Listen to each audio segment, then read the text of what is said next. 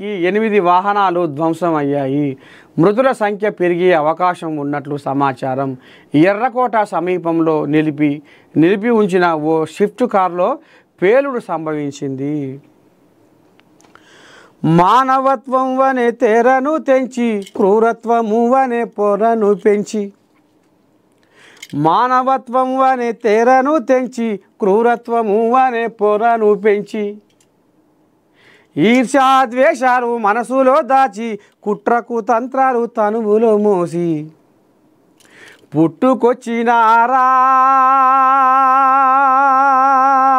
ఓ ఉగ్రవాదులారా, లెక్క పెట్టినారా ముక్కలైన దేహముద్దలా.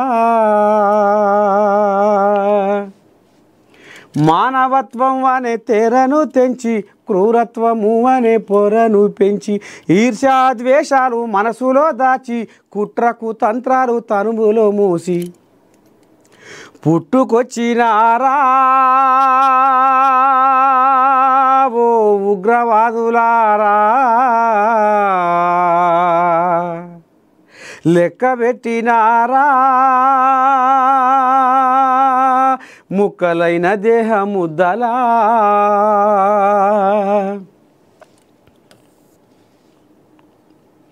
ఢిల్లీ గుండెను పిండేటి ధైర్యం మీకు ఎవడు ఇచ్చేరా, ఢిల్లీ గుండెను పిండేటి ధైర్యం మీకు ఎవడు ఇచ్చేరా, అభాగ్య జీవుల ఆత్మను చంపే చేతులు మీకు ఎట్లా వచ్చేరా, ఆకాశమంటిన రోదనతోటి ఆర్తనాదాలతో అల్లాడిపోయారా, తల్లడిల్లిన ప్రాణాల ఉసురు మీకు తగలకుండబోదురా, పుట్టుకొచ్చినారా ఓ ఉగ్రవాదులారా, లెక్క పెట్టినారా ముక్కలైన దేహముద్దలా. మానవత్వం అనే తెరను తెంచి క్రూరత్వము అనే పొరను పెంచి ఈర్ష్యాద్వేషాలు మనసులో దాచి కుట్రకు తంత్రాలు తరువులో మోసి.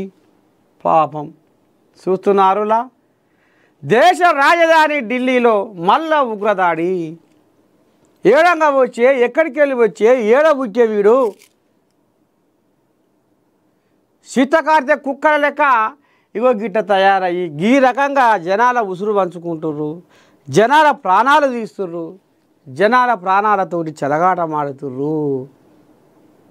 అయ్యా మోడీ, మరి ఏట చేస్తావు సారు? ఏంది భాగవతం? ఎవరి ఈ పని? రెండో పేజీలో ఇంకేం రాసుకొచ్చారో ఒక్కసారి మనం వినే ఆలోచిద్దాం. ఈ ఘటనలో 13 మంది మృతి చెందగా ఈ పేలుడు దాటికి 24 మందికి పైగా తీవ్రంగా గాయపడ్డారు. దీనితో క్షతగాత్రులను ఆసుపత్రులకు తరలించారు. Delhi red fort gate number 4 దగ్గర భారీ పేలులు జరిగాయి. ఈ ఘటనలో అనేక వాహనాలకు మంటలు అంటుకొని దగ్ధమయ్యాయి. అయ్యో, భారీ శబ్దాలతో అక్కడి వారు వణికిపోయారు. పేలుడు శబ్దం కొన్ని కిలోమీటర్ల దూరంలోని హైటీవో వరకు వినపడింది. సిగ్నల్ వైపు నెమ్మదిగా కదులుతున్న ఒక వాహనంలో పేలుడు జరిగిందని ప్రత్యక్ష సాక్షులు చెబుతున్నారు. ఘటన జరిగిన వెంటనే సమాచారం అందుకున్న పోలీసులతో పాటు అగ్నిమాపక దళాలు అక్కడకు చేరుకున్నాయి. 25కు పైగా అగ్నిమాపక వాహనాలు మంటలను ఆర్పేశాయి. ఈ ఘటనతో ప్రధాని మోదీ కేంద్ర హోంమంత్రి అమిత్ షాతో మాట్లాడి వివరాలు తెలుసుకున్నారు. మరోవైపు అమిత్ షా ఢిల్లీ పోలీస్ కమిషనర్తో మాట్లాడారు. హైబీ డైరెక్టర్తో నిరంతరం సంప్రదింపులు చేస్తున్నారు. వెంటనే ఘటనా స్థలికి ఆసుపత్రికి వెళ్ళి పరిస్థితిని పర్యవేక్షించారు. ఆసుపత్రికి 15 మంది క్షతగాత్రులను తీసుకువచ్చారు. వారిలో 8 మంది మృతి చెందారు. పాపం, మరో 3 పరిస్థితి విషమంగా ఉంది. ఒక వ్యక్తి పరిస్థితి ప్రస్తుతం నిలకడగా ఉంది అని ఎల్ఎన్జేపీ ఆసుపత్రి సూపరింటెండెంట్ చెప్పారు. అయితే ఘటనా స్థలంలో పరిస్థితిని చూస్తే ఉద్దేశపూర్వకంగా చేసిన దాడిలాగానే కనిపిస్తుంది.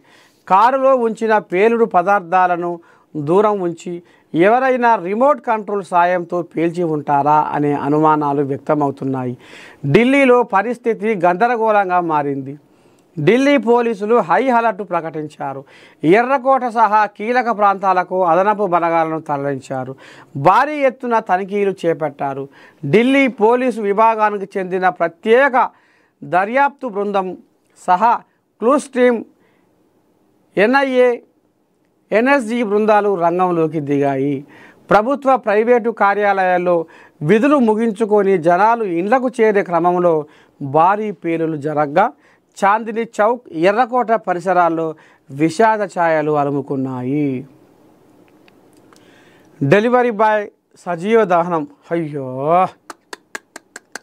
ఎర్రకోట మెట్రో స్టేషన్ పార్కింగ్ స్థలం దగ్గర భారీ పేలుడు కారణంగా మంటలు అంటుకొని ఒక డెలివరీ బాయ్ సజీవ దహనం అయ్యారు. పేలిన కారులో హై గ్రేడ్ ఎక్స్ప్లోజివ్ ఉపయోగించినట్లు పోలీసులు అనుమానం వ్యక్తం చేశారు. ఇప్పటికే కేంద్ర హోంశాఖ మంత్రి అమిత్ షా ఢిల్లీ పోలీసు ఉన్నతాధికారులతో మాట్లాడారు. ఈ సందర్భంగా ఆయన మాట్లాడుతూ పేలుడుపై దర్యాప్తునకు ఆదేశించారు. అలాగే ఆయన ఢిల్లీ పోలీసు ఉన్నతాధికారులు ఐవీ చీఫ్తో మాట్లాడినట్టు తెలిపారు. ప్రమాదంపై సమాచారం అందిన వెంటనే ప్రధానమంత్రి నరేంద్ర మోడీ తనతో మాట్లాడినట్లు అమిత్ షా వెల్లడించారు. ఢిల్లీ పేలుళ్లతో ఉత్తరప్రదేశ్ వాణిజ్య రాజధాని ముంబై నగరం, మహానగరం అలర్ట్ అయ్యాయి. అయోధ్య రామ మందిర్ దగ్గర భద్రతా కట్టుదిట్టం చేశారు. గత కొంత